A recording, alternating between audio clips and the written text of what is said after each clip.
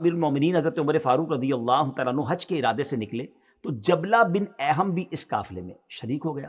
مکہ مکرمہ پہنچنے کے بعد ایک دن دوران طواف کسی دیہاتی غریب مسلمان کا پاؤں اس کی چادر پر پڑ گیا تو چادر کاندھے سے اتر گئی۔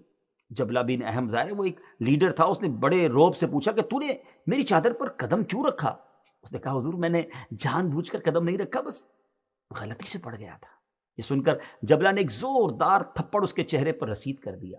تھپڑ کی وجہ سے ان کے 2 دانت ٹوٹ گئے۔ جی ہاں، اس دیہاتی کے 2 دانت ٹوٹ گئے اور ناک بھی زخمی ہو گئی، خون بہنے لگا۔ یہ دیہاتی مسلمان حضرت عمر فاروق رضی اللہ تعالیٰ عنہ کی بارگاہ میں حاضر ہوا اور جو سلوک ہوا اس کے ساتھ، جو ناانصافی ہوئی، اس کی شکایت کی۔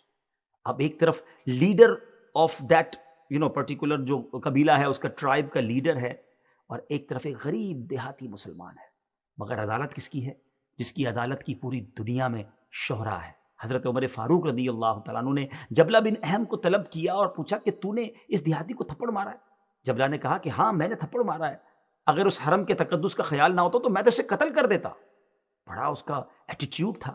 حضرت عمر فاروق رضی اللہ تعالیٰ عنہ نے فرمایا کہ اے جبلہ، تو نے اپنے جرم کا اقرار کر لیا ہے، اب یا تو اس دیہاتی سے معافی مانگ لے یا تو میں تم سے اس کا قصاص لوں گا۔ قصاص سے مراد کیا ہوتا ہے کہ پھر اب وہ دیہاتی گویا تھپڑ مارے۔ جبلہ نے حیران ہو کر کہا کہ کیا آپ اس غریب دیہاتی کی وجہ سے مجھ سے، بادشاہ سے قصاص لیں گے؟ یعنی کیا یہ دیہاتی مجھے تھپڑ مارے گا؟ حضرت عمر فاروق رضی اللہ تعالیٰ عنہ نے کیا فرمایا؟ اسلام قبول کرنے کے بعد حقوق میں اب تم دونوں برابر ہو۔ ناظرین، یہ ہے اسلام۔ امیر ہو یا غریب، امیر کا انصاف الگ اور غریب کا انصاف الگ نہیں ہوتا۔ اسلام میں سب برابر ہوتے ہیں۔ کاش ہمارے اسلاف، ہمارے صاحب اقتدار ہمارے یہاں بھی انصاف کو ایسا آسان کر دیں۔ ناظرین، یہ